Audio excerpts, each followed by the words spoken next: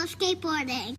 From babysitters to nannies to daycare centers, find all the care you need at care.com. There's an interesting statistic. The ears are the bloodiest part. If something happens with the ears, they bleed more than any other part of the body. For whatever reason, the doctors told me that. I said, why is there so much blood? He said, it's the ears. They bleed more. So we learned something. Donald Trump has officially accepted the Republican Party's presidential nomination for the third time. The former president delivered a record-setting 93-minute address last night at the RNC in Milwaukee. It was his first speech since the shooting at his rally on Saturday, and he described what may have saved his life. In order to see the chart, I started to, like this, turn to my right and was ready to begin a little bit further turn, which I'm very lucky I didn't do, when I heard a loud whizzing sound and felt something hit me really, really hard on my right ear. I said to myself, wow, what was that? It can only be a bullet. And moved my right hand to my ear, brought it down. My hand was covered with blood. There was blood pouring everywhere, and yet, in a certain way, I felt very safe because I had God on my side. I felt that. If I had not moved my head at that very last instant, the assassin's bullet would have perfectly hit its mark, and I would not be here tonight. We would not be together. My God. Trump made the remarks while standing next to the firefighter suit of the man who was killed in Saturday's shooting, Corey Comparatori. The former president also said, quote, the discord and division in our society must be healed. I am running to be president for all of America, not half of America. He then called on Democrats to drop the federal and state cases against him, calling them a, quote, partisan witch hunt. When Trump turned to his policy agenda, he focused on immigration, promising to carry out the largest deportation operation in U.S. history if reelected. It's a massive invasion at our southern border that has spread misery, crime, poverty, disease, and destruction. We have to stop the invasion into our country that's killing hundreds of thousands of people a year. No hope or dream we have for America can succeed unless we stop the illegal immigrant invasion. They're coming from prisons, they're coming from jails, they're coming from mental institutions and insane asylums. The Republican platform promises to launch the largest deportation operation in the history of our country. I will not let these killers and criminals into our country.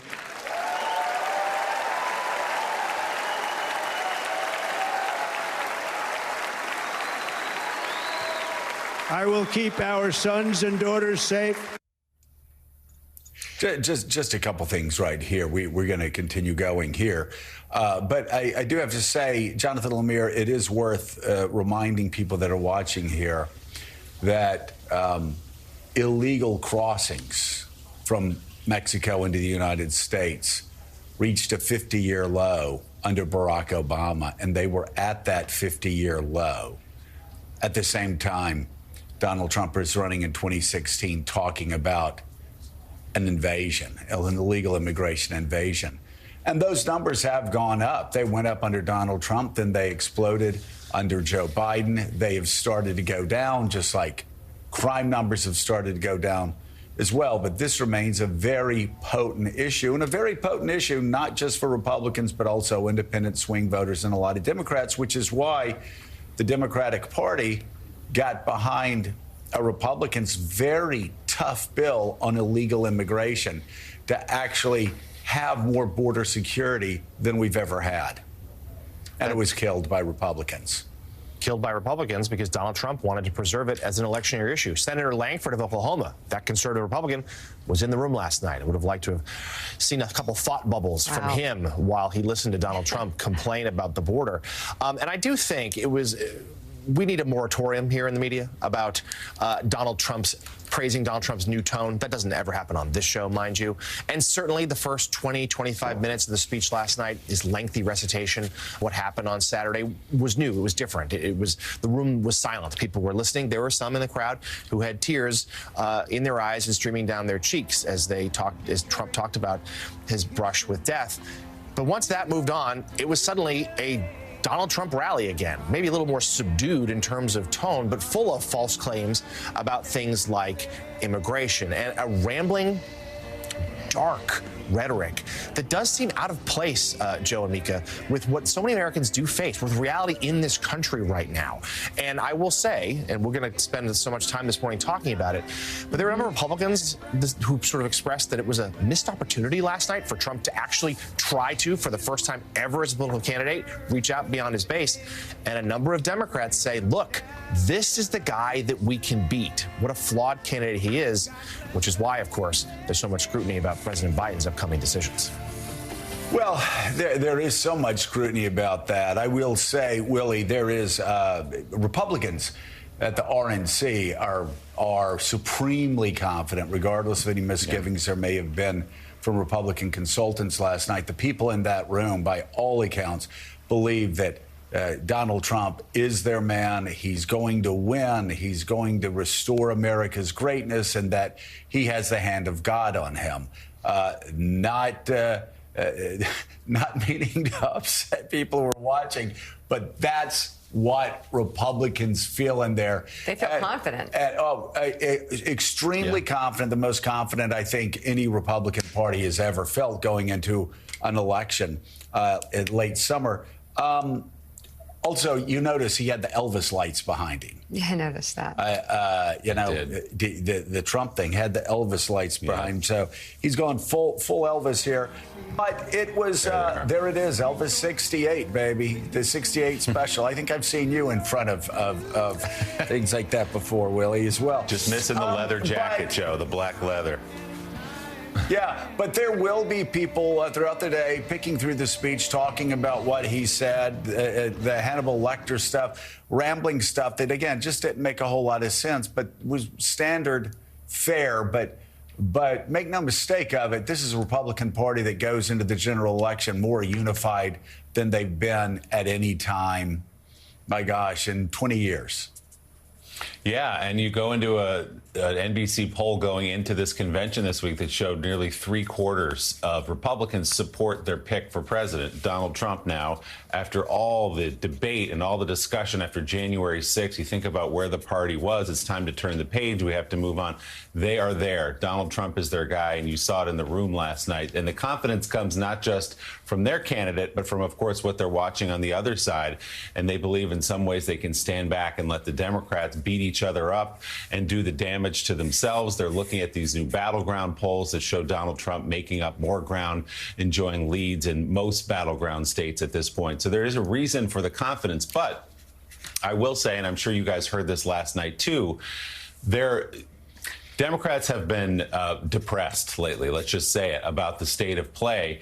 And as they watch that speech and what really was an excellent convention, the way they put it on, again, not an endorsement of the rhetoric or the policies, but just the enthusiasm in the room, Democrats were getting more and more depressed, except last night, as they watched the speech, obviously the beginning, the first 30 minutes were very moving, as he talked about in very hushed tones, talked about the man who died, Mr. Comparatori, talked about his own experience on Saturday. But then as that page turned for the next hour, Democrats had a moment of, oh, right. This is Donald Trump. This is a guy we can beat when he talks this way. This is rally Trump. So whether it's Joe Biden or someone else, Democrats, for a brief moment anyway last night, Mika, thought, we're still in this thing. This is the guy we can beat.